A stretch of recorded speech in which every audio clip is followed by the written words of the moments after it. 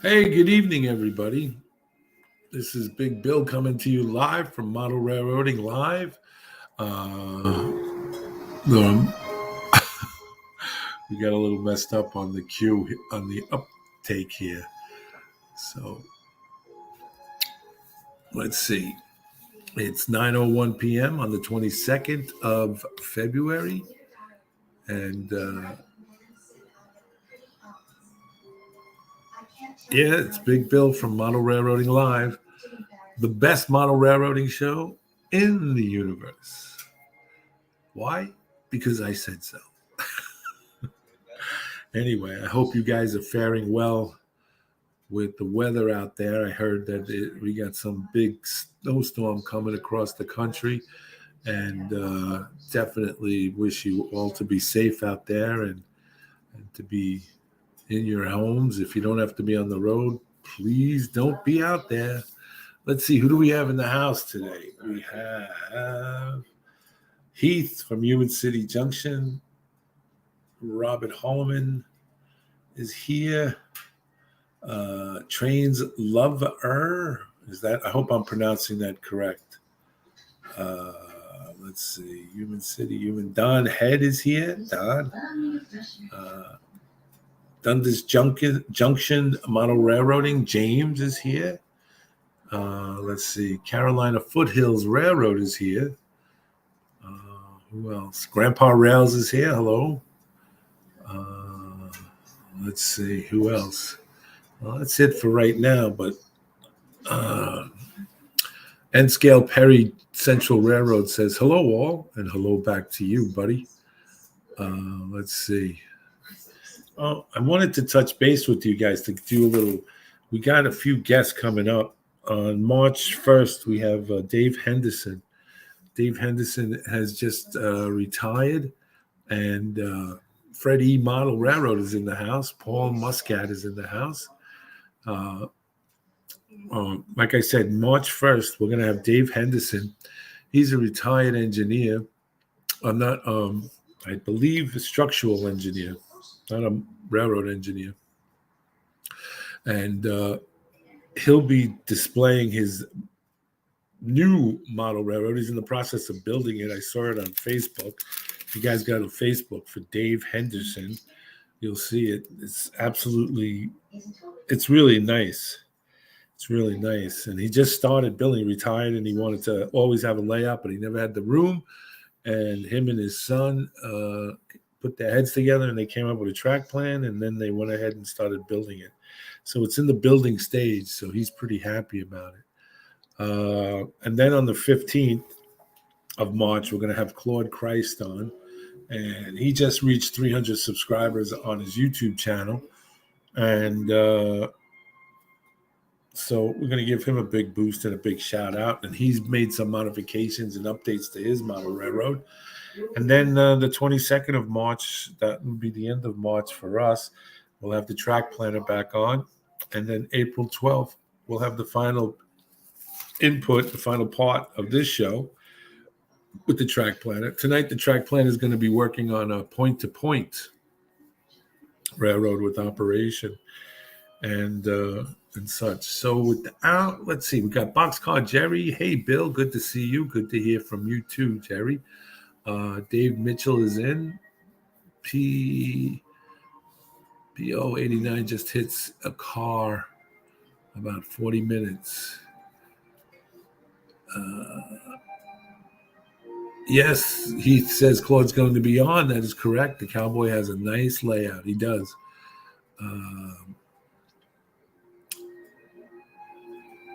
Let's see here. Let's see.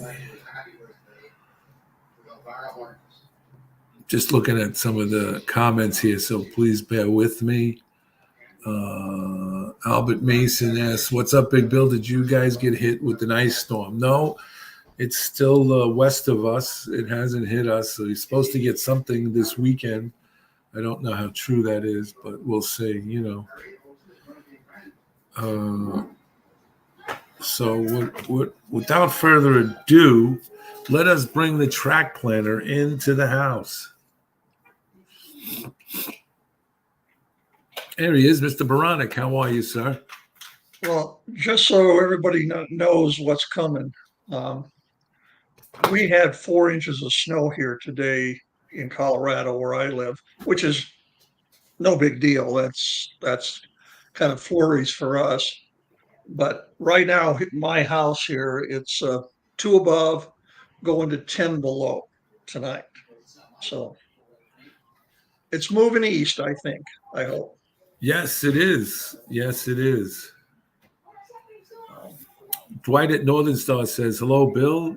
I'm buried in snow." And and, and Dwight lives in the Minnesota area, so he's no, but definitely. I was telling Bill before the show started, Dwight, that it's been a weird winter out here in Colorado. We've yet to have like a 10 or 12 inch snowfall. Everything's been 2, 3, 4 inches, but we've had like 10 of them. Every seems like about once a week we'll get a snowstorm come sailing through.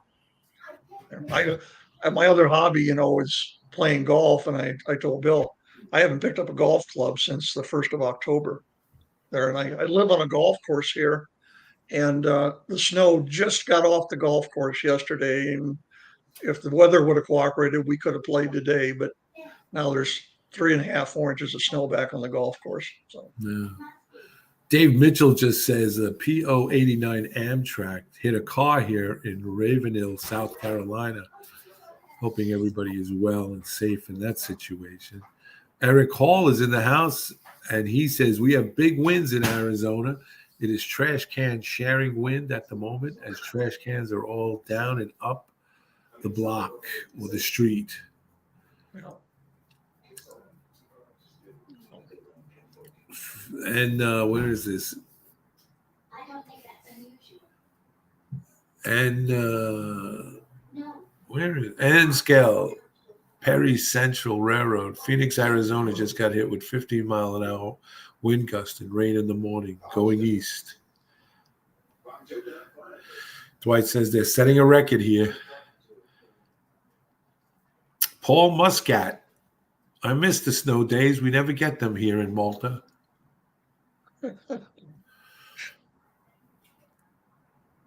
Even City Junction says, "Oh, living on a golf course, I would want a G-scale garden layout." that's an interesting thing there. In 9 years or almost 10 years of doing this quote professionally, I've designed one G scale layout, and we've got a lot of them out here in Colorado. I bet it would I, be. I actually the one of the guys in our club that I'm good friends with, he retired from Intermountain. He has a like a G scale that runs on dead rail, and it's takes up about 2.5 acres of his property. And we actually hold op sessions. We have a yard master. We have guys that run trains, Switch Industries, all out in his big backyard. I believe it. That. It's very good. It's pretty cool when you're out running a train and you're standing up, literally walking with the Yeah, train yeah, that's on the ground. So yeah, it's absolutely. different. It is different. Yeah. So Well, Bill, tonight is point to point. yeah, what I'm gonna do here, and this is just kind of, I shouldn't say rudimentary, but it's kind of an introduction into point to point, because most of the track plans that I try to design for people, I try to design them as point to point. We'll do a little talking in the program about continuous running here and that, but mainly it's point to point. So should we try to share a screen here, Bill, and see what happens? Absolutely. Let's go for it. Let's see if I can screw this up. Yeah. Well, hey, listen, welcome to the club. Get a ticket and get online with the rest of us, knuckleheads. Yeah, that's right. I can put my glasses on here so I can see. There you go. There you go. You look smarter now, Bill. Now I look a hell of a lot smarter, don't I? Yeah.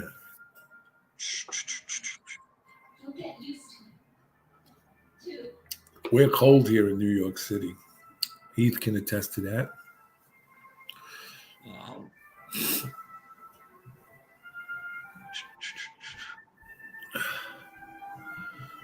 Are we up? I don't see anything. Don't see anything yet? Nope. Okay. Let me go back here. That's Thought right. I did it right. Thought I did it right. You're right. We could be twins, both wearing black shirts, Yeah, right. both have glasses on, gray hair, and both Now, extremely pretty. it shows that I'm sharing. Does it show it yet there for you guys? Yes, it is. Designing point-to-point layouts by Bill Baronic, aka the Track Planner. And now we're full screen. Yes, we are. We can do this now, Billy. We can And actually do this. I had all the Okay. faith in the world. I don't care what he says about you, Mr. Baronic. Well, at least they don't have to look at my face anymore. They can look at the screen. That's the good side of it. Yeah, well, There. Okay. Well, let's get started here. Okay. Key points I want to make about designing. I want to on point to point is I want to make some key design points. We'll talk about the advantages and the disadvantages of it, and what point to point layouts should have to make them point to point. There. Okay, the keys to a point to point layout. This, again, understand, I want everybody to understand these are just my opinions of it and from how I think when I design. I'd like to have people not think of their layouts as model railroads. I like them to think of them as transportation systems. Because when you think in terms of a transportation system, you kind of tend to think differently than just running a train around on a board there. You want to think about your train actually operating, running from point A to point B, not just in circles. I operate on probably 4 or 5 or 6 layouts out here in Colorado. No op session that we ever have on those layouts ever has anything to do with continuous running. So in a point-to-point layout with doing an operating session, we don't even talk about continuous running. It's non-existent. The trains in an op session have specific jobs that they perform there. And one of probably the harder things for people to think about is they run only once per op session. There, that's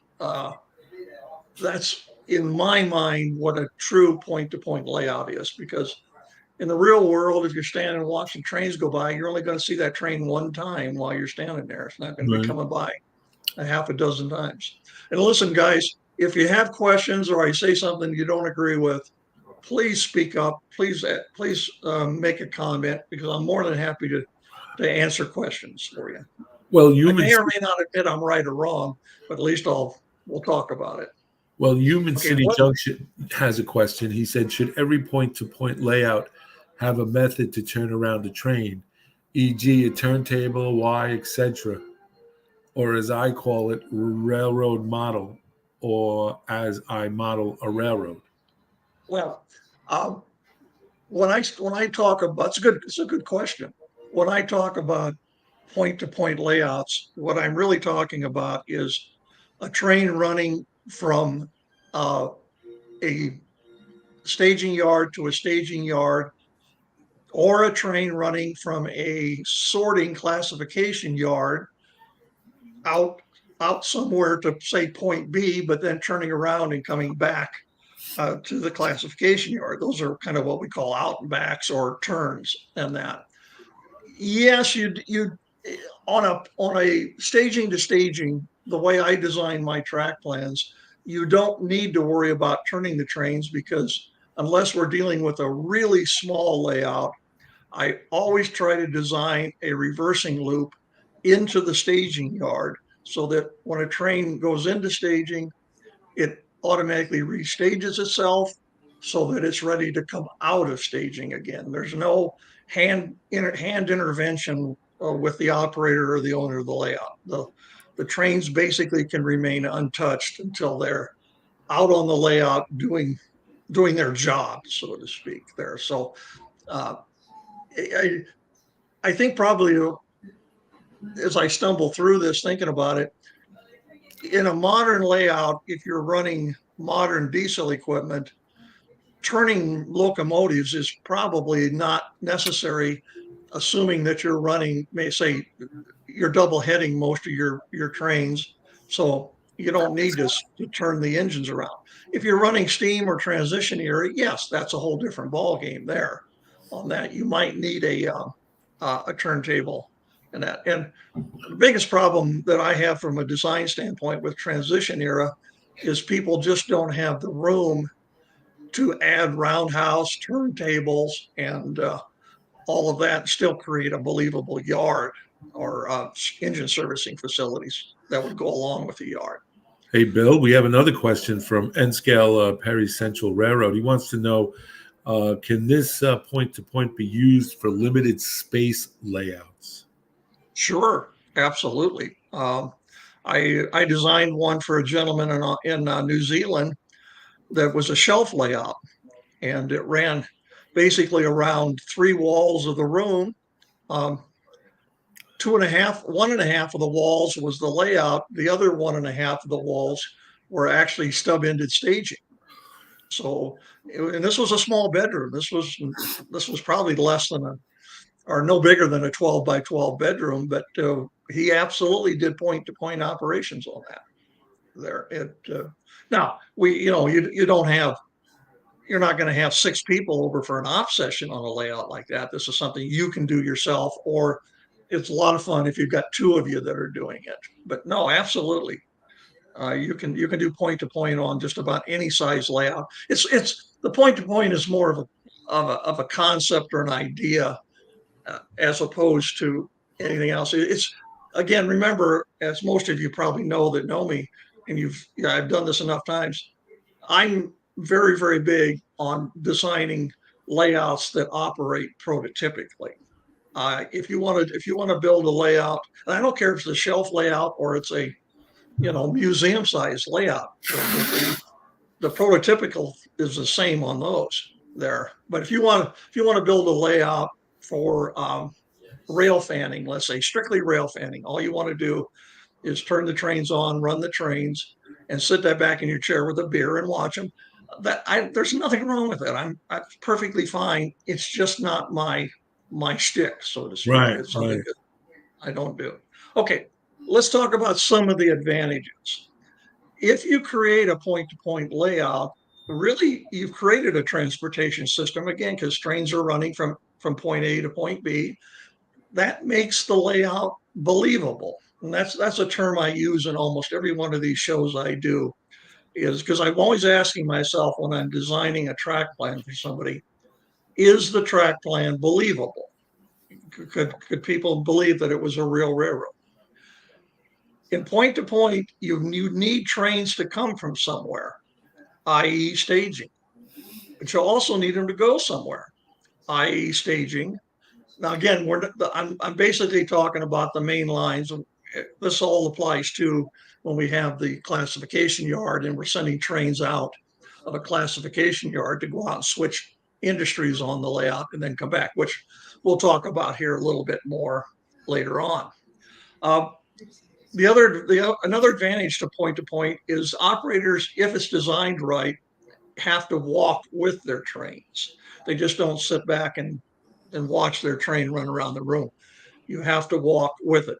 And then, like I've talked about numerous times, you want trains to travel through scenes only once there, not time after time after time, because in my mind, that destroys the believability of part of the layout. Right.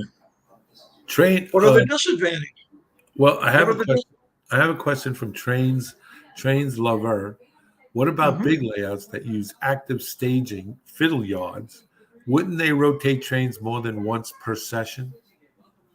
It depends on how big we're talking about. You're going to see here in a few more slides the probably the biggest home layout that is in the Front Range here of Colorado, and that's John Parker's Burlington Northern Santa Fe. I've got some pictures of his layout. I operate on his layout.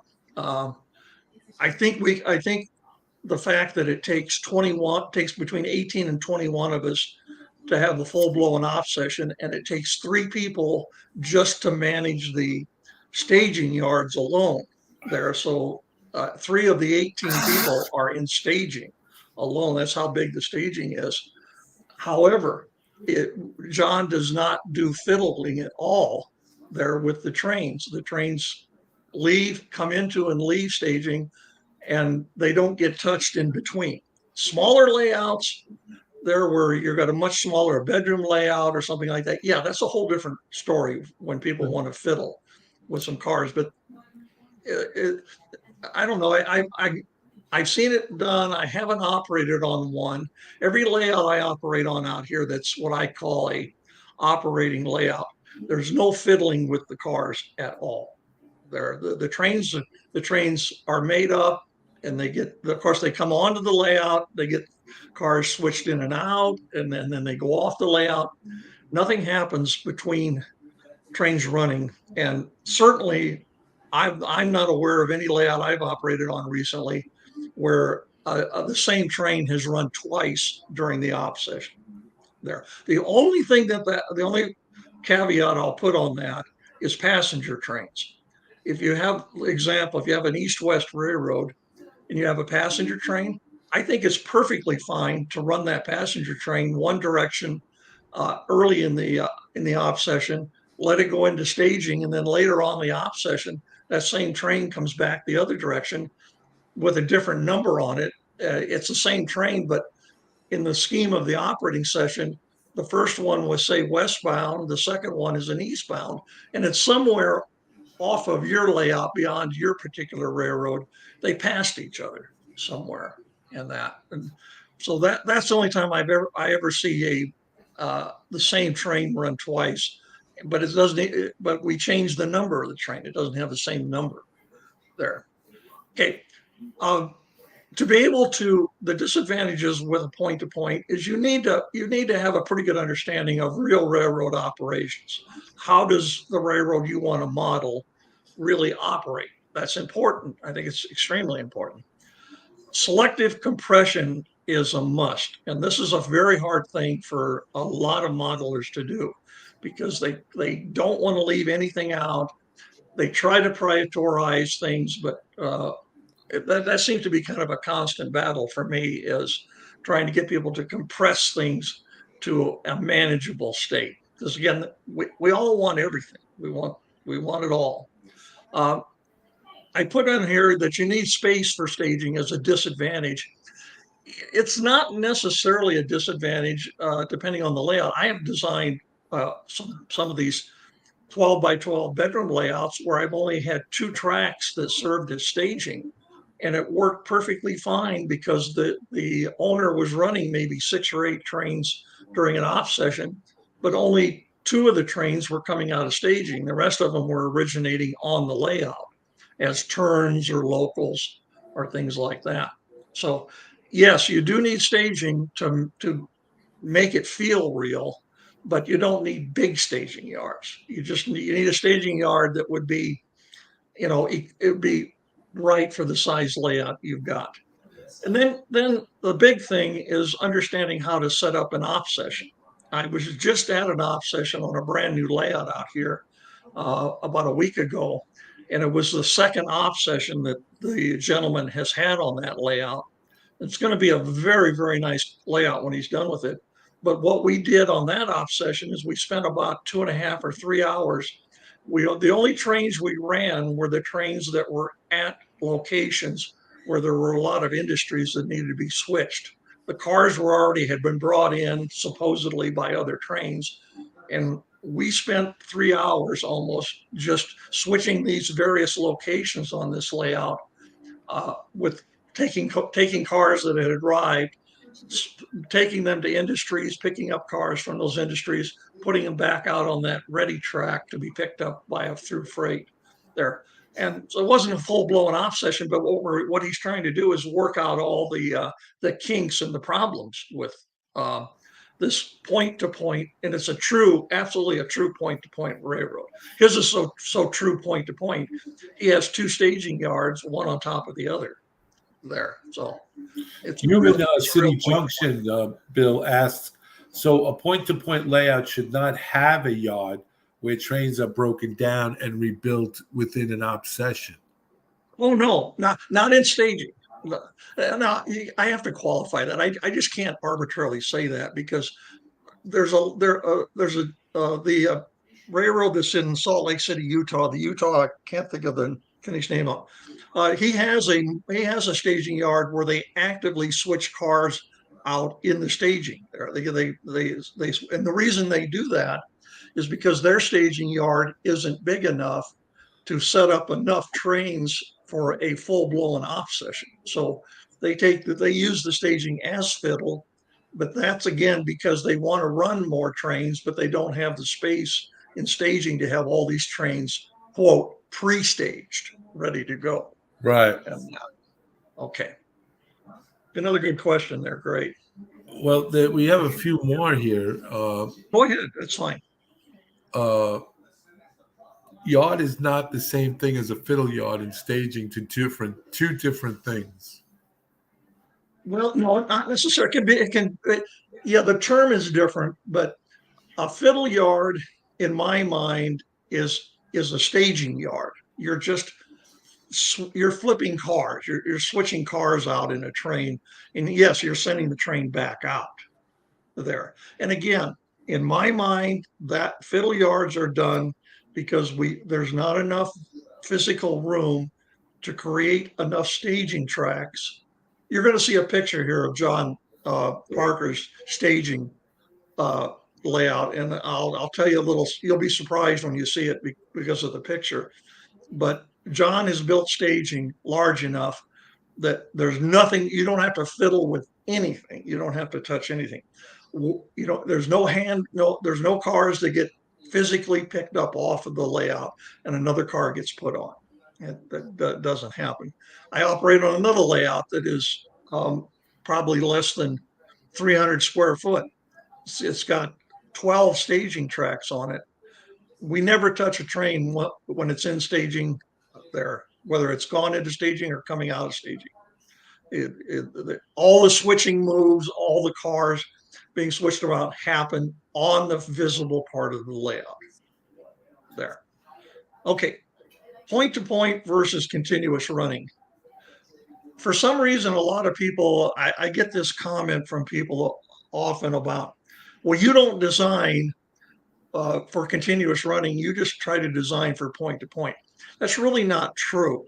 About 85% of my designs are yes, are point to point, but almost all of those have some type of continuous running built into it there that is not obvious. You don't see it. So again, I don't want to leave the impression that point to point versus continuous running is an either or choice. It's not an either or choice. You can actually have both on the same layout. Here's a good example of a layout I designed for a gentleman not too long ago in the last year here. It's a big layout. It's in a big room upstairs and that. But how the layout is designed, and I'm going to step ahead here just for one slide, because then this will make a lot more sense to you when I come back to it here. Whoops, I thought I had it. I don't. I'll get to it here eventually. Point to be made here with this picture. Underneath the peninsula on your left, the peninsula that runs from the bottom of the screen up to the top of the screen. Underneath that peninsula is the staging yard there and along that wall on the left side. You see one helix on this layout here in that corner. That helix goes from this main level down to lower level staging. The lower level staging on this railroad is just one staging yard, but it represents both ends of this point-to-point railroad. Now, how did we do that? If you look above that red arrow, you'll see a line going into a tunnel. And then if you look above that a little further off to the right, you'll see a line coming going into a tunnel or coming out of a tunnel. Both of those lines head into the helix. Right at the top of that helix, I have a turnout. In this case, it happens to be a right-hand turnout. So when the train comes up the helix counterclockwise, and visualize the train is running counterclockwise up the helix from staging, when it gets to about 2 o'clock where that turnout is, the operator has to make a decision. Does he continue on the through track or does he take the diverging track? If he takes the diverging track, he's going counterclockwise around the railroad. If he leaves it on the through track, he's going clockwise around the railroad. This is how I develop a true point-to-point layout with one staging yard only needing one staging yard. You don't need two in that. Now, you see the little arrow and it says this bypass allows for continuous running. That arrow is sitting on a piece of track that is designed that you can, if you just want to do continuous running on this layout, you can run the whole main line, never get off the main line on this railroad, and never go into staging. You never even have to go into staging. You completely bypass it. I do that because not everybody wants to, operate all the time. They do want to sit and watch trains run. And this is also a great way to take new equipment and break it in, is you can set it up so just let it run all the way around the layout. So this is a true point-to-point layout, but it has one piece of track that converts it to a continuous running railroad if you want. Okay, we'll continue here. I hope this all makes sense to people. Now, this is a concept that I don't talk about a lot, but it comes up for me when I'm designing, is what we call the concept of a true north layout. What do I mean by that? When I design a layout that is, quote, true north there, that means that no matter where an operator is standing in the room, as long as they're standing looking at what's in front of them, the railroad in front of them, they are always facing north there. Now, they may be facing east, west, south physically by the way the room is laid out, but for the way the railroad is laid out, they're facing true north, straight north. Why is that important?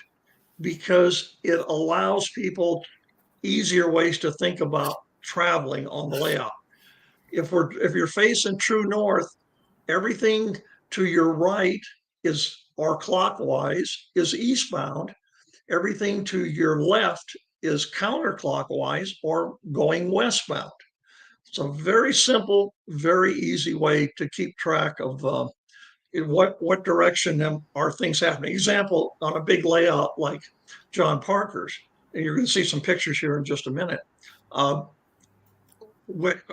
Everything is run by a dispatcher, and we have radios that we wear and that, and we will be told to pull into a siding because we'll have, say, a westbound coming, in a few minutes. Well, when you know the layout of the railroad, when that dispatcher says you'll have an eastbound train coming from the west, you know that it's going to be coming from your left because you're always standing looking true north there.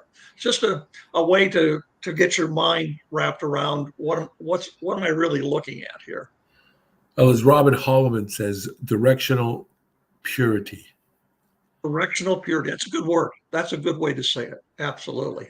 So let's go back to this same railroad that I just showed you with the continuous running track. You see, I've got those two big red arrows, one pointing at one track and one pointing at it. And both of those tracks go into that helix and down below to staging. But as you come out of that helix, if you take the diverging track, you're heading westbound. You're heading counterclockwise. If you don't, you take the through leg of the turnout. Now you're heading eastbound or clockwise around the railroad. Fairly simple concept. And the neat thing about, at least with this railroad, what I was able to do by putting that industry between those two tunnel portals there and putting a hill in there, those trains were actually almost going into a hidden area before they went into the tunnels. there. So people didn't get the they didn't get the effect that, well, those two trains are actually coming and going from exactly the same place. It's an illusion that I've created to make you feel like the trains are coming from different places on the railroad. Okay. There's the staging. That was the picture I was looking for. There's the staging underneath. At least I'll go back and I'll come back again. There's the main layout. There's the staging underneath that peninsula. Again, I've got the eastbound, westbound legs shown here on the helix. What you see on this layout is you see a reversing loop there, so that when trains come into this staging yard, regardless of whether they come in from the west or the east, that doesn't make any difference. They all use the reversing loop, and then they pick out tracks that are assigned to them to restage their trains for the next operating session. Now, this room is big enough, and these staging tracks are long enough that this gentleman actually can run twice as many trains as you see staging tracks here, because we take a lot of these tracks and we tandem trains to each other. He likes to run, I think, 18-car trains. And on this layout, every one of those staging tracks will hold a minimum of about 40 cars. So he can put 2 trains on one staging track, which doubles the amount of trains that can be run during an op session there. The key to this, again, is that reversing loop, so that the trains automatically restage themselves there. Again, I hope that makes sense to everybody. I have a question for you from Trains Lover.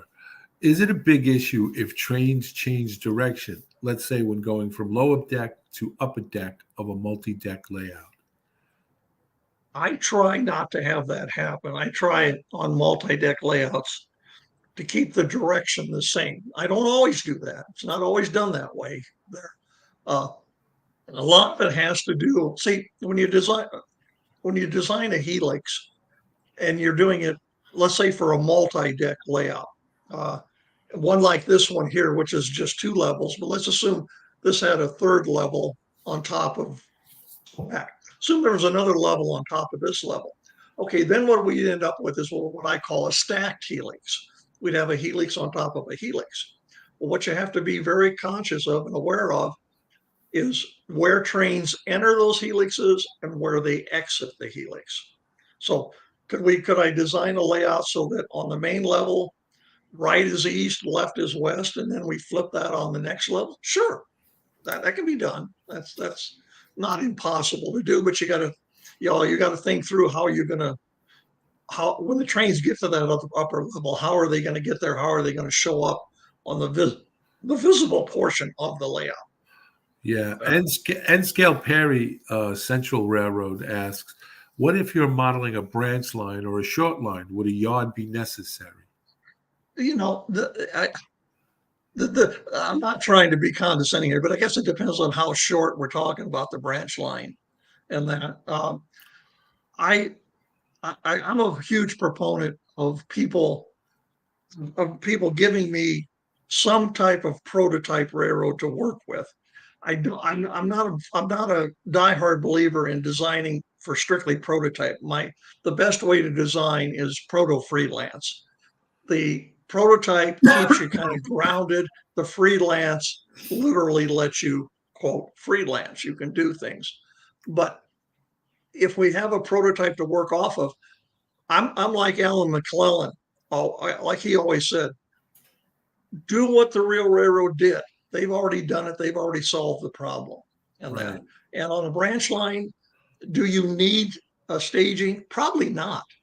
You can get by without it, but it's a different type of operating. What I'm trying to convey to people here, and maybe doing a terrible job of it. Let's go back to this slide here again. Bill, I don't think that you're doing a terrible job.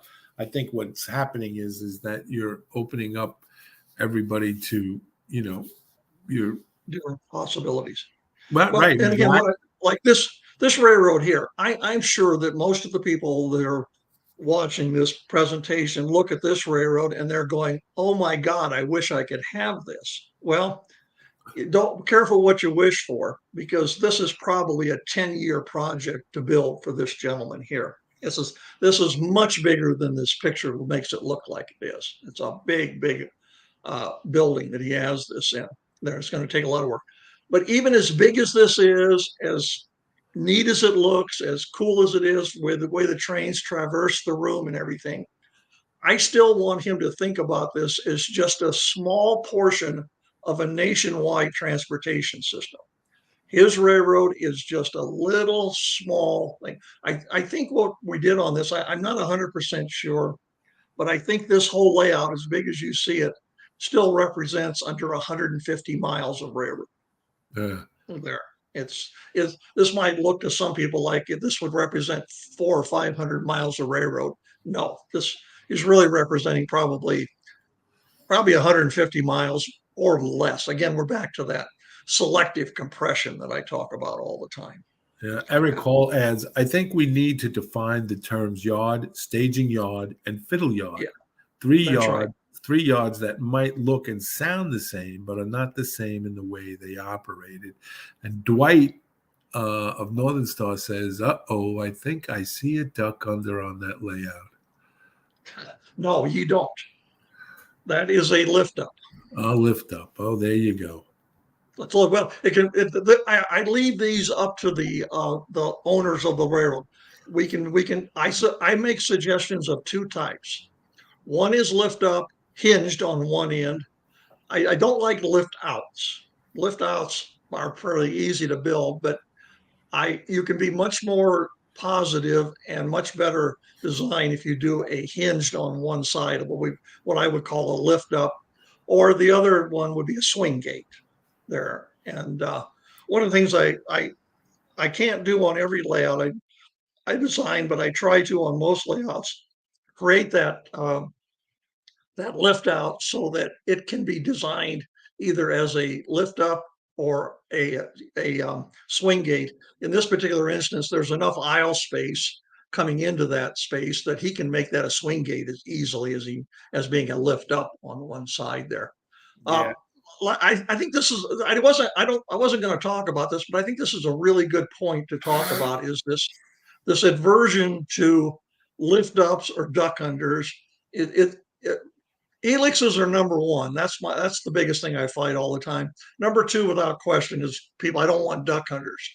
Well, I can tell you right now, unless you're willing to sacrifice a lot of operation, or you're willing to sacrifice some prototypical point-to-point operation, it's very difficult to design a point-to-point railroad without some type of duck under, lift up, swing gate, or something. Because otherwise, if you don't want that, you're literally designing a folded dog bone layout, is what you're designing. It may be a fairly complicated folded dog bone, but it's still basically just a folded dog bone track. Yeah, well, N-Scale Perry Central Railroad says, my freelance layout is not built as of yet. It's a freelance railroad of less than 3 miles of railroad. That's the reason why I ask. Yeah. Keep asking. Keep asking. Absolutely, keep asking. Yeah, if you're designing for 3 miles, yeah, maybe staging is superfluous. But again, keep in mind, everybody, that when I'm talking about staging, I'm talking about it in the context of, this is a place for trains to go to. This is a place for trains to come from. It's not necessarily, as Eric says, it's not a place to fiddle with cars. This is simply a holding area for trains that have left your railroad. Again, the big word, I think I probably got it in this program some point. Think beyond the basement. Think beyond your layout. And that's what I'm trying to convey to people here, is you're thinking beyond what you physically see. Okay. What every point-to-point layout needs. Now we'll get into some pictures. Okay. This is John Parker's staging yard on his layout that I told you takes 3 people during an off session. just to run this staging yard. What you're not seeing in this picture here is to the right of this staging yard is another staging yard almost the same size. It's John has two staging yards that are almost identically the same size. The one on the right is slightly smaller, but not a lot smaller. One staging yard represents one end of the railroad. The other staging yard represents the other end of the railroad. And again, there's no fiddling with cars during an op session here. These are simply trains that are scheduled to run on the layout. And again, remember, it takes 18 to 21 of us to operate this layout on a Saturday afternoon. There. Again, this staging, like I've said numerous times, this is the place the trains need to come from and go to. There. And again, this is thinking beyond the basement. This is physically in John's basement, but when we're operating, this is another part of the country. This is not part of John's railroad. Right. That's how we think of staging. Okay. But just keep in mind that you're only seeing half of the staging yard in this picture. Here's the classification yard. This is after you come out of staging there, you arrive at the staging yard. And that's what every point-to-point railroad needs some type of classification yard or sorting yard. The size of it, the scope of it, all of that is going to be totally decided by the size of the railroad and the space you have to work with. John's layout here is 2,700 square foot, just to give you an idea how big it is. Right. Late Night Model Railroad says, I'm assuming those outer tracks are runarounds to bring the locals back to the end of the train for next session. Yes, that's right. Well, let's go back to that staging picture for a minute. If you look closely, you'll see trains with engines facing towards you, facing towards the picture. And then you'll see trains that you don't see engines on. Those are trains that are pointed the opposite direction. Basically, what you're seeing here is how the trains came into staging. So if you're seeing the engines pointing at you, the engines came in from way down at the other end where that gentleman is standing down there. If you're seeing the back end of these trains, those are trains that came in from in front of this picture here. Right. And all of this is established and determined by the type of layout it is and how trains operate directionally on this layout. It's all been pre-planned, predetermined, exactly what goes on here. So, and in this classification yard, again, you're looking at a layout that's 2,700 square foot. This is a major, huge classification yard, and it takes two people to operate this yard during an op session. One person cannot physically handle the traffic that comes in and out of this yard, so it takes two people to do it there.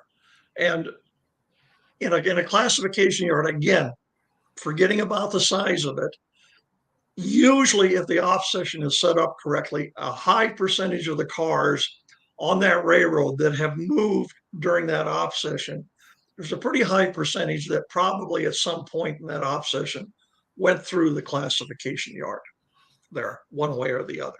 Right. Of trains that wouldn't have gone through the classification yard,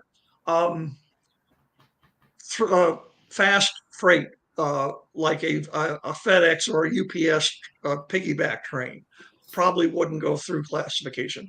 A coal train, either empty or loaded, probably doesn't go through the classification yard. And that, but all of the mixed freights trains, probably at some point they end up in this. Now, does every car get switched out? Absolutely not. It all depends on what the car cards and waybills.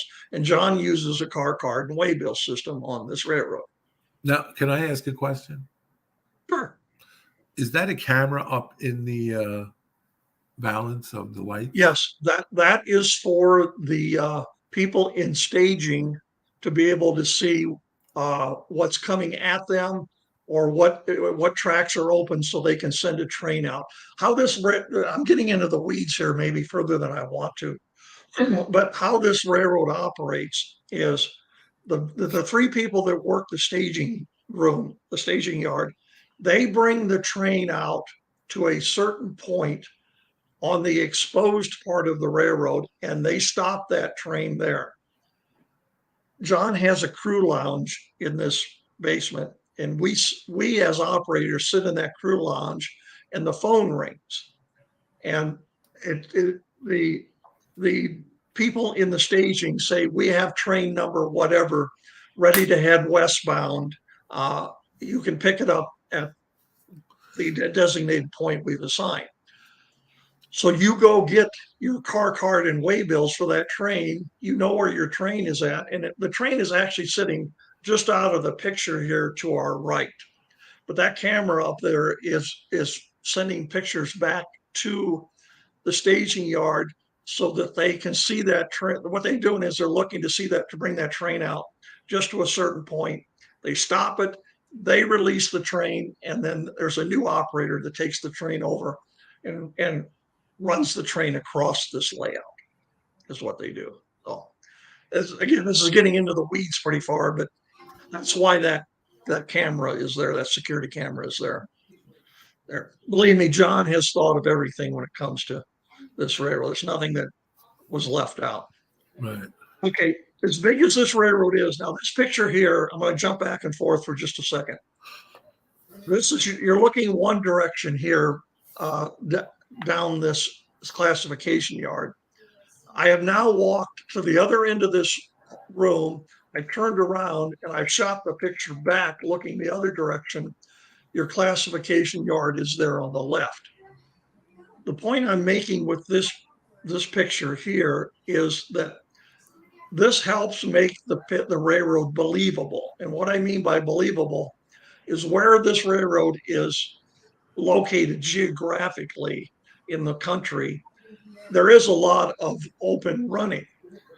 John wanted to make sure to convey that. So we probably have here in the vicinity of, that's probably easy 30 or 40 foot of just open running there. What's good about that? This is a fairly intense railroad to operate on. By having these areas like you see here of this open space for running, and understand on this layout, nothing runs quick faster than about 25 scale miles per hour. You're not allowed to run it. Nothing here runs in scale speeds of 40 or 50 miles an hour. We just don't do that. So this 40 feet or whatever we've got here, this gives you as an operator a little bit of time to just quiet your mind. It gives you a little time to think.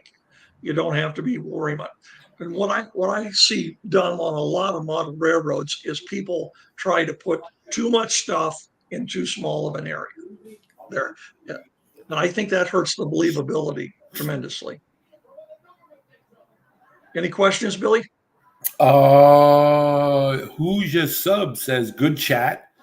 Bernard C is in the house. John Banachek is in the house, and Wag is in the house. So we got a lot of guys watching tonight, Bill. There's a lot of guys watching. That's yes. great. Eric Hall states, yes, unit trains in most cases do not get classified. Mixed freights are more than likely classified. Mid-journey used to get to cars to final destinations. Sure. That's exactly right. Exactly. Okay. Now, along with having classification yards and staging yards and all of that kind of stuff, you got to have places for engine servicing. This is John's engine servicing facility on his railroad. And we, out of the 18 guys that run this railroad, one of the assignments that you can take if you want is you're the hostler for the engine servicing facility. All you do is you hustle engines in and out of servicing that have come in off of the railroad. This is a whole complete job in and of itself by itself there. This is where the trains get fueled. This is where they get repaired. This is where crew changes happen and all that kind of stuff there. So that's another thing that I think is kind of important to have on a model railroad is Again, it doesn't have to be this elaborate, this big, but someplace where trains are fueled and repaired. Now, this is one of my, I shouldn't use the word pet peeves, but it's something that happens a tremendous amount on layouts. And again, it has to do with size. On John's Railroad, again, because it's so big, this is also easy to do. Very few, if any, cars on this railroad travel from on layout industries to on layout industries. Almost all of the cars go from on layout industries and are shipped to off layout industries. What are off layout industries? Staging. That's just staging. Same thing is true that online industries receive goods from off layout industries, i.e., staging. Okay.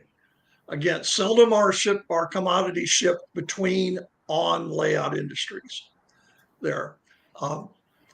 This is why when I see a lot of people design their model railroads, they design them so that they've got one industry here that is compatible with another industry over here someplace, so they can switch cars back and forth. I'm okay with that. I don't have any problem with that, but I don't think it's very believable or realistic, because on a normal size 200 or 300 square foot layout, those industries are way too close together to be serviced between them because of the cost of it. They would truck the commodities between those industries if they could. They wouldn't run a rail car between them. Is it done on model railroads? All the time. All the time. But here's a 2,700 square foot layout that very few of the cars are shipped online to online industries. Hardest thing in a model railroad to replicate is time and distance. On a point-to-point layout, it's a little easier depending on the size of it and the speed with which you run trains, but you still need a lot of scenery and areas that what I call rural scenes. If you're modeling that particular part of the country, the trains travel through, so that like in this scene here that John has, this picture doesn't do this scene justice. This is absolutely a gorgeous scene, but this again, there's no industries around this. This is just out on a narrow shelf that you travel through. I think this and that picture I showed you of that 40-foot long main line with nothing on either side, those are good examples of less industries is actually more when it's all said and done. Right. This is a scene on John's layout where we've gone from basically the plains into the mountains now, and because John's Railroad is all narrow shelved, there's no wide shelves. Here's a mountain scene where that whole scene is about 18 to 20 inches wide there. And it's very dramatic, and it doesn't take up a lot of space. It's there. So again, these are the things you can do with a point-to-point layout. I think this is really kind of a cool thing that John did. This track is going into as this track disappears there, it's going into a helix that's going up to the second level above this level here. There. Well, it's where we're starting to go up into the mountains. Well, where John has this geographically located, there's no tunnels, there's no portals. It wouldn't be believable to put a portal at this particular location. So what did John do? He put trees over it, covered up the hole. I think it looks great. I think it solves the problem. The neat thing about this scene right here is this is only about 12 inches deep. Right here. Again, a lot you can do in a little bit of space.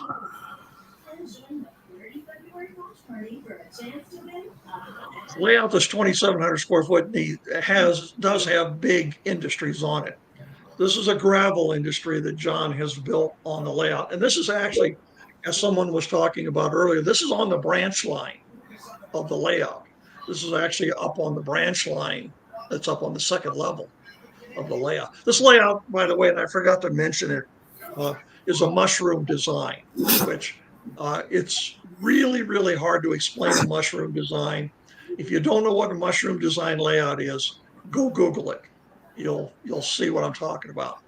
But this is the branch line on John's layout, and this is one of two big industries on the layout. This is the gravel industry here, and again, cars that are generated by this industry do not go to industries on John's layout. I've run this train a couple times during an op session. You load the cars, you load them with gravel. When the train is loaded, then you get permission to leave branch line. You head out onto the main line. And the fun part about this train is you get to take it almost all the way across the whole main line of the railroad before you head into staging with it. There. So John Banachek says this looks like a fantastic layout to operate on.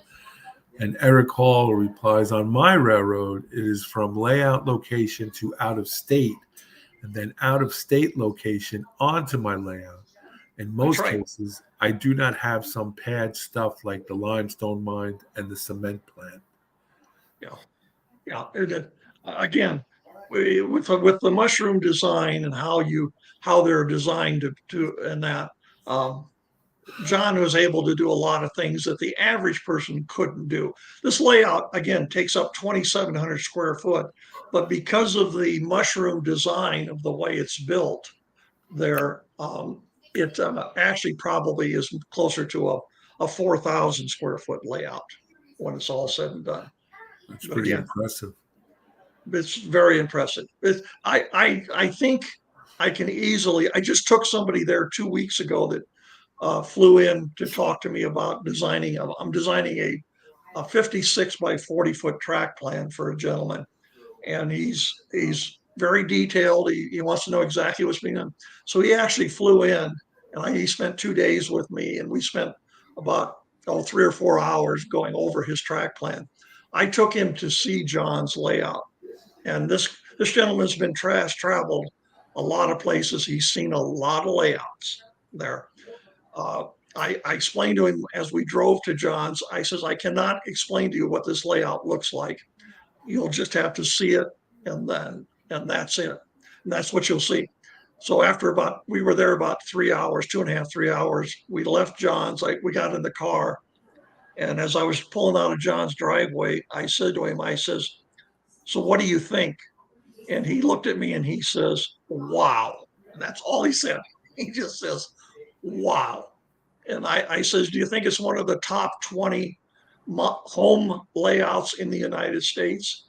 He says, I'd easily put it in the top 10. He says, it's that good there. Okay. We're getting towards the end here now. This is kind of an interesting scene. This is also up on the branch line. In front here, we have a very detailed oil facility that John has detailed just gorgeously. That's not what I want you to concentrate on. I want you to concentrate on that metal shed behind there. That backdrop, it curves. It makes a curve right back there because right behind that is a helix that goes down to the staging yards and that. What John did here is he took and he custom built this building just to fit this location there, and he even curved the roof line to fit the curve of the backdrop there. Now, interesting thing is if you suggested that to somebody, they say, well, that looks stupid. That won't look right. When you're operating on this layout, you don't even pay any attention to that. You're so focused on spotting cars and making sure cars get to the right locations. It's something, but it's a little touch that John did that I think makes all the difference in the world in how things look. And again, very simple, small little industry here, but uh, looks really good for the location it was put in. Trains We're at love. the end of the pictures here. Well, Go ahead, Bill. Train Lover says, well, Human City Junction says, I really like how the long runs are on the opposite side of the aisle as the working areas are on the layout. Train Love says, club layout isn't this big. And John Banachek says, same here. Human City Junction finishes with, it's also really impressive that this is not a plywood prairie. The time that goes into these personal layouts is incredible. How long, John Banachek says, how long did it take John to build the layout? The layout, you can go on John's website. You'll see a lot of pictures of the layout, and that his website is BNSF Fall River Division, or if you just Google John Parker BNSF Fall River Division, there are multiples of the videos out there along with John's website. John doesn't do YouTube videos, but there's been so many people that have come to this layout and operated on it that I think there's at least a half a dozen or more YouTube videos on this layout. They're all impressive. And that to talk about how long did it take to build, I think to get trains running from the physically, well, John, with something I failed to mention with this layout is this house that this layout sits in. The house was built for the layout to fit into. John already knew what he wanted, pretty much had the track plan finalized before the house ever started to be built. And what they did is the house is a little over a 3,000 square foot ranch style house.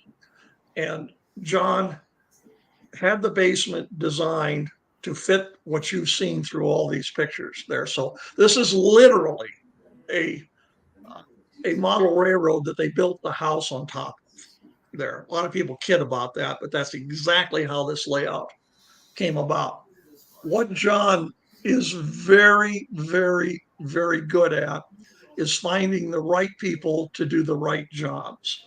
And what he did is he developed a crew of about 7 people, and each of them had certain abilities that John wanted. He has taken those 7 or 8 people and he's meshed them together so well that this is what you're seeing after about 7 years of work here. 7 years. And I tell John, how can you? Because I would have problems with this. How do you put trust in 6 or 7 other people that they're going to do what you want them to do? He says, when we started it, I had a very serious meeting with all of them, and I explained to them that I want you to work on this because you can do this well. I don't want anybody getting out of their lane. You stay in your lane. We all are going to help each other. But if you're in charge of track laying, I don't want anybody to come to you and tell you that they have a better way of doing it. You're in charge of track laying and that. So John was able, God bless him, he was able to take 6, 7, or 8 people and for 6 or 7 years get them to mesh together and build what you're seeing here and that. This last picture, what I want to talk about with this, because there's more than meets the eye here. This is at the end of one of the branch lines on the railroad here. John's a huge proponent, a major proponent of background buildings. They're up against walls. In this picture, the building on your left has that spur that comes in that's got the roof on it with all the stuff on top of the roof. But the tall part of that building is less than 1 inch deep there. The less than carload industry on the right, very simple, but John has it lighted. He's got guys in forklifts running forklifts on it. It looks like it's alive. And these are two very simple industries, but when you're operating the railroad, you don't even pay attention to that building against the backdrop is an inch thick. You're more concerned about switching cars, getting the cars in and out, doing your job. One other thing that John is extremely good at is if you look at the bottom of the picture there, you see the wall that comes down, which is part of the house. At the bottom of that, where it meets the benchwork, John put that little fence around the wall just to kind of hide the wall there. But for John, it wasn't good enough. John had to put weeds growing up the fence there just to give it realism and going back to the word I preach all the time, believability. Right. These scenes are believable on that. So Well, this again, this is a true point-to-point railroad that you see here that I've been showing you. so I have a few statements and questions. Union City Junction answers John Benecht. How long did it take to build this layout? And Heath It's about 7 years. Well, Heath replies. It says he says I think at least I'm guessing at least 2 to 3 months. That's LOL. John replies, Heath, I have a feeling that it might have been a bit longer than that. LOL. I think, and again, I could be wrong at the 7 years, but somewhere in that. That's about right. N-Scale Perry Railroad says, Mr. Moronic, how can I get in touch with you for help with layout design ideas? Email? All you got to do is go. You can go to my website, thetrackplanner.com, and you can email me there, or my email address is all one word, thetrackplanner@gmail.com. There you go. We just put it up on the screen for you there. Okay. Yeah. So this house, Train Lover says, so this house can only go to another railroad model after John then. Well, John and I have talked about that a couple times. John just, matter of fact, John just retired he worked for IBM for many, many years. And John, fortunately, is only 58 years old, and he retired at 56. And so he's got a few years. And the kind of funny story about this house, when they decided to build the house, John told his wife, you have the main floor, I have the basement. You do with what you want with the main floor. The basement is mine. Mine, right? Yeah. And then Eric Hall says the layout that I am operating on every month was built the same way. Built the basement for the layout and put the house on top. And here we have a good friend who come in, the nearly historical railroad, Don G. He says this has made me more okay with having trains run from a layout industry to some other place, utilizing the staging yard to be the other place. Thank you. Right. Union City Junction it is harder to design a point-to-point layout in these massive locations. Well, he's asking a question. Is it harder to design a point-to-point layout in these massive locations, or is it harder to design a shelf point-to-point layout? Can you tell the same story in a smaller layout, or do you need the space? Well, this is not to be a joke, because this is true. If you get into the design business like I did, and this all kind of happened by accident about almost 10 years ago now.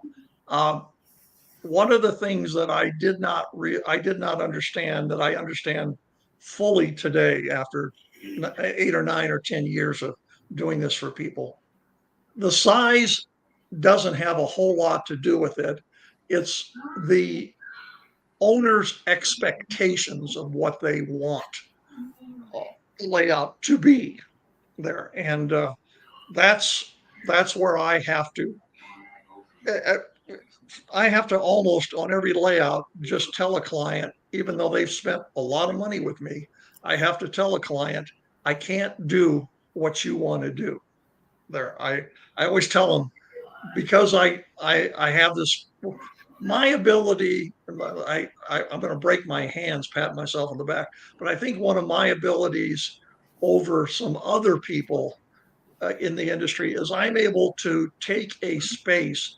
Let's just use an example, what I've got on the screen here right now. This is a open space, completely open, no pillars to worry about or anything. The gentleman told me what he was interested in having. My job was to conceptualize and come up with a design that would satisfy his wants and his needs. And that, and again, remember, this is layout that is representing, I know, less than 150 miles, probably only 100 miles of space there, and that. So a usually smaller layouts, I I anguish over those much more than I do bigger layouts, and that because smaller layouts doesn't mean the client has smaller wants. Lots of times they have bigger wants, and that. And the common thing I get from most of my clients when I'm done with a layout or I come up with a preliminary design, one of the things that I hear quite often is, I would have never thought of doing it that way.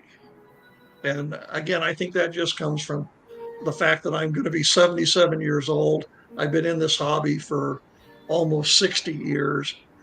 I I've learned a little bit about it. And my focus, again, you have to understand, my focus is prototypical operations, taking this model railroad, this toy that we have here, and making it function like a real railroad. Yeah, that's true. Very true. Let's see. John Benecci, sorry, John. Hope he has a long time to work on the layout. Uh, James K. Glad the what accident? Well, Uh, if any of you want to understand how long it takes to build these layouts, two things I'll tell you here. One is people do not people look at this picture and they go, oh, this is gorgeous, this is pretty, this is going to be neat, god, I'm going to love building this.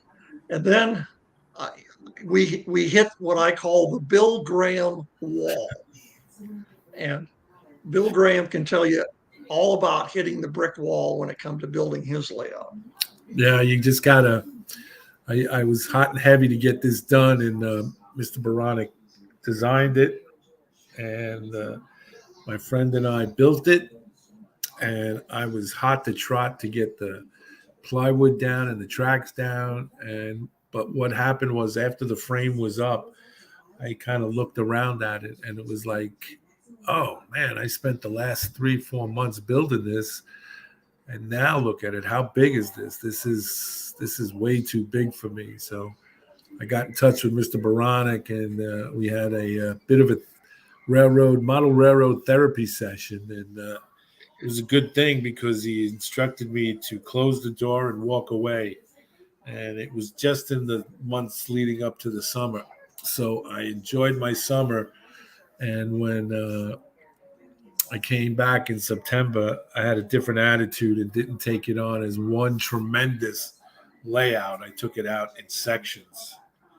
And I would also recommend that if you do build this a monster layout, that you run your trains the prairie plywood for about 6 months to a year to make your track bulletproof. I made the mistake of going right into scenery and then paid the price later when I wanted to make changes by ripping stuff out. So Again, to go back to John's layout, John Parker's layout there. Interesting thing, as big as that is, as gorgeous as that is, as well, and that layout operates every bit as well as good as it looks there. But John shuts that down during the summertime, and there's lots of times where there can be 2 or 3 months or longer. No one even, the only time John goes down there to the layout is when somebody like me calls him up and says, I've got a client that's coming to town. He'd like to see the layout. Would you would you be willing to show it? And John has actually pretty much shut this thing down for the public. The only people that are allowed to see this layout now are people that operate on it, or people that uh, John will let people like me bring to see the layout. He's quit doing home layout tours for the most part on this thing. He does have a group. That said, he does have a group that flies in from California every year, and they have a 3-day op session. They fly into Denver, they drive up to where John lives, and for 3 days they operate on that layout. Then they fly back to California. I think there's about 6 or 8 guys that come up, and John has his own crew that comes in and helps too. Right. Then Robert Holloman finishes up by saying, "Yeah, and then you tore it down, Bill." LOL. dripping with sarcasm, I might add, but that's all right. That's all right. That's right. Eric Hall says, "How long does it take to build my layout? I did not have a baby girl when I started. The baby girl is now 17, and I'm still in the final track and bench work stages. I have no scenery yet.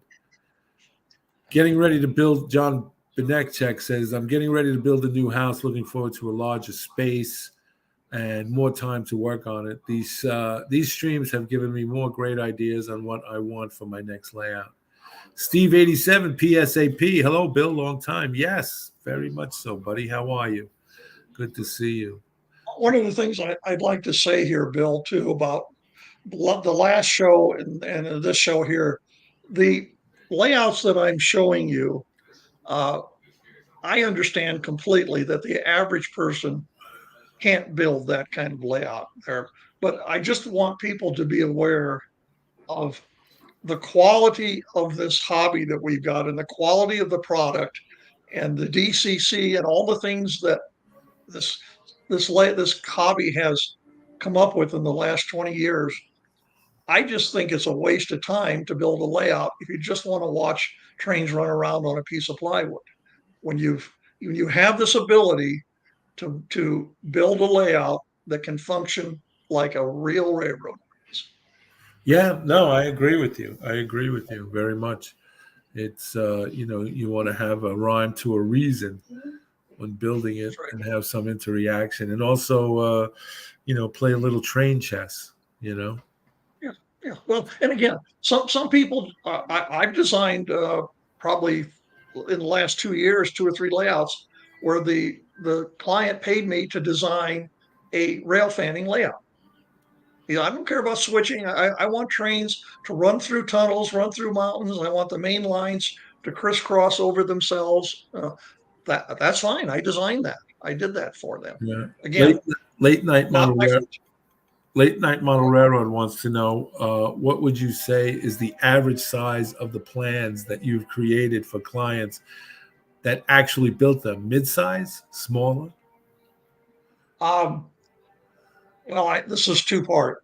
I think the average size layout that I actually designed, and you have to be careful with this because you have these 56 by 40 foots that I'm designing, and then you have these 12 by 12 bedroom layouts that I designed. So that's kind of the extremes on both ends.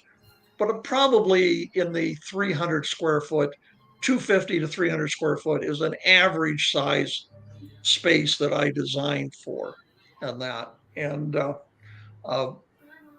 that's more than enough room for the average person. And what was the second question? I honestly forgot what he asked me, Bill. Created is it average size of the plans you created for clients who actually And built them? what gets built? Yes. Were they mid-size or smaller?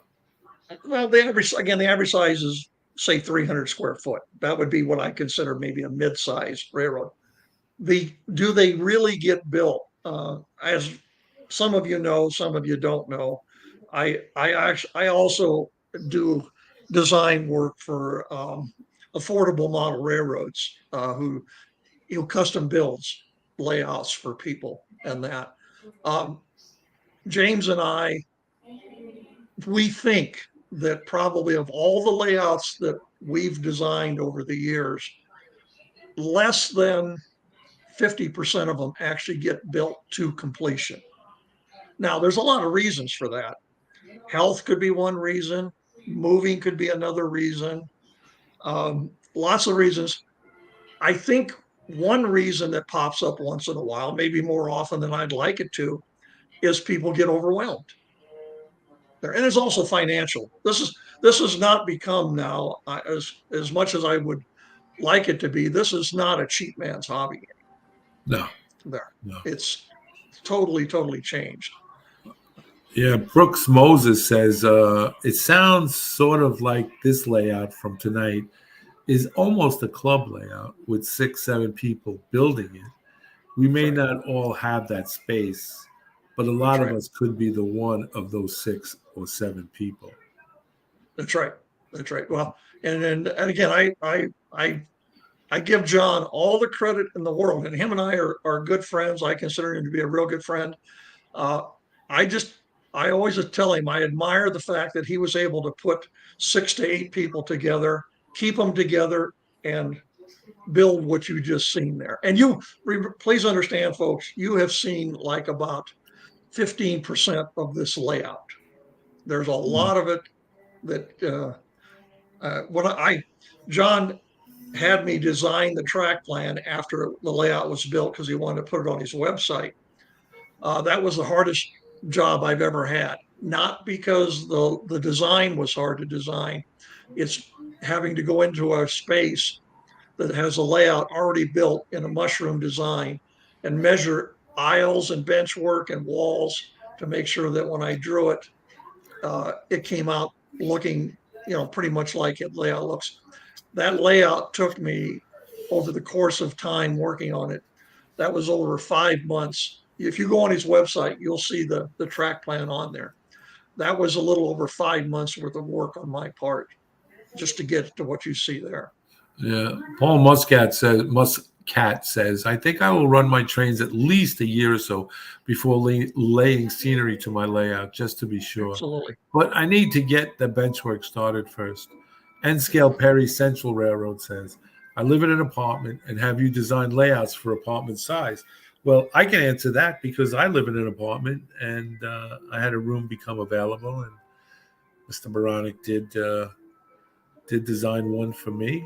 Well, think about it too, Bill, the gentleman that started this whole thing that you and I are doing tonight, way back, 10 years ago? When 2014, 2015. no, but before that, when it was yeah. strictly YouTube Model Builders. Right. Yes. What was his name? I'm sorry. Derek Glass. No. The gentleman that initiated doing these shows at Mike night. Phillips. Mike Phillips. Mike moved to Korea and had a small bedroom in Korea. I designed a layout for him for that bedroom that he had in Korea. Yeah. There when he lived there. I think it was Korea. I think he was living in South Korea at the time. I know it was overseas, but that was like a 10 by 10 or 10 by 11 foot bedroom. Yeah.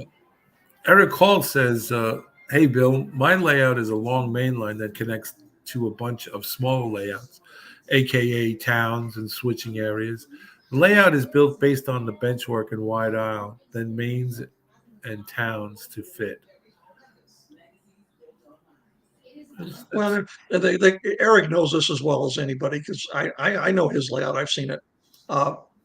You want to make sure when you build those big layouts like that you leave enough room between towns so you aren't running these trains with the engine in one town and the caboose hasn't left the other town yet. Yeah. That's kind of like non-believable.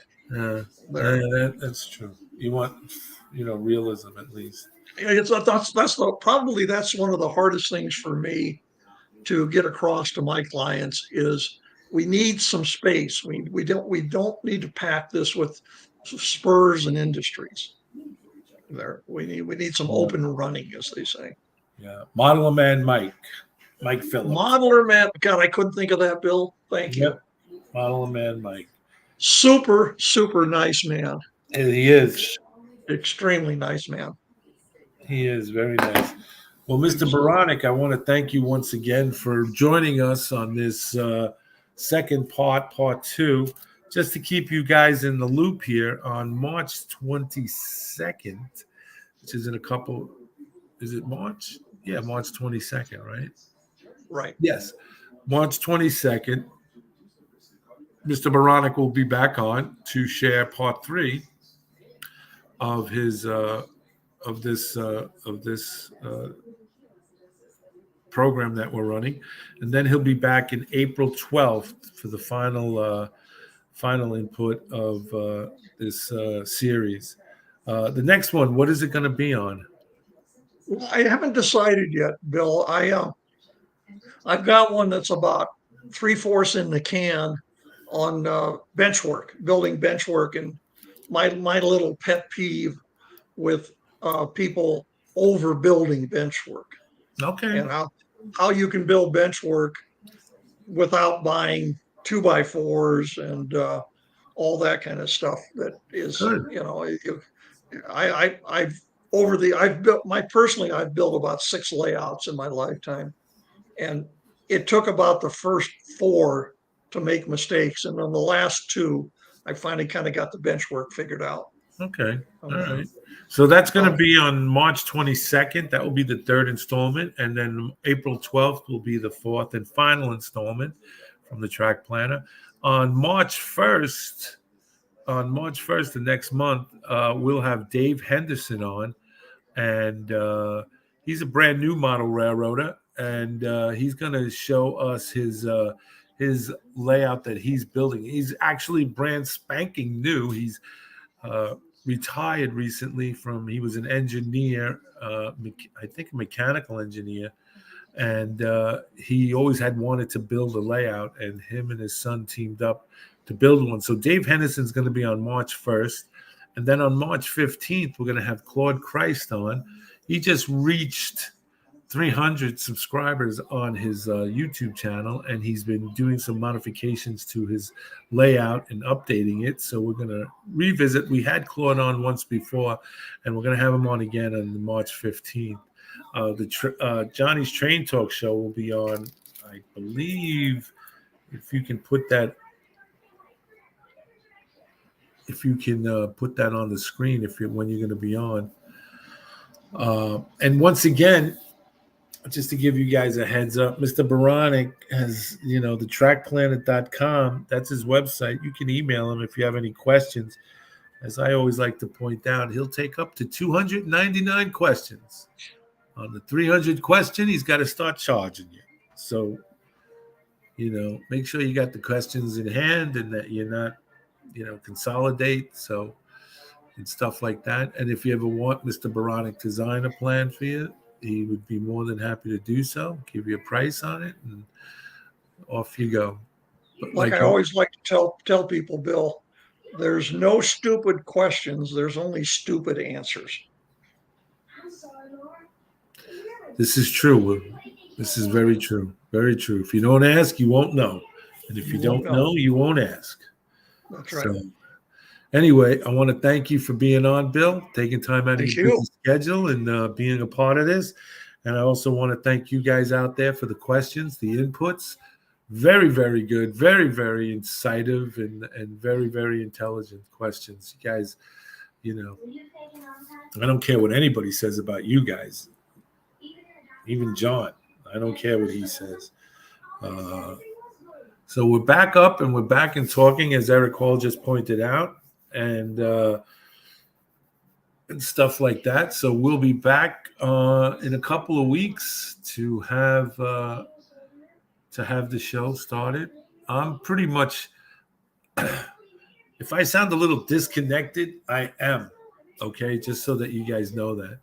I recently had a knee replacement done, and I'm in the middle of doing physical therapy, and the therapy is kicking my butt.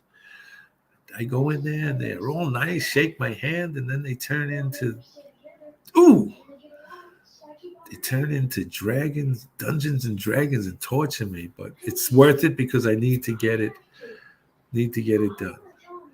So anyway, please bear with me as we work through this. And I want to thank you for being out there and listening, because if you're not there, I'm just talking to dead air. So with that said, you guys be well, you be safe, and you be blessed. And we will see you on the radio. I hope, John, that you didn't get 2 knee replacements done at once, because that's a kick-ass thing. I'll tell you. All right, guys, you be well, be safe, and be blessed, like I said, and we'll see you guys on the radio. Okay?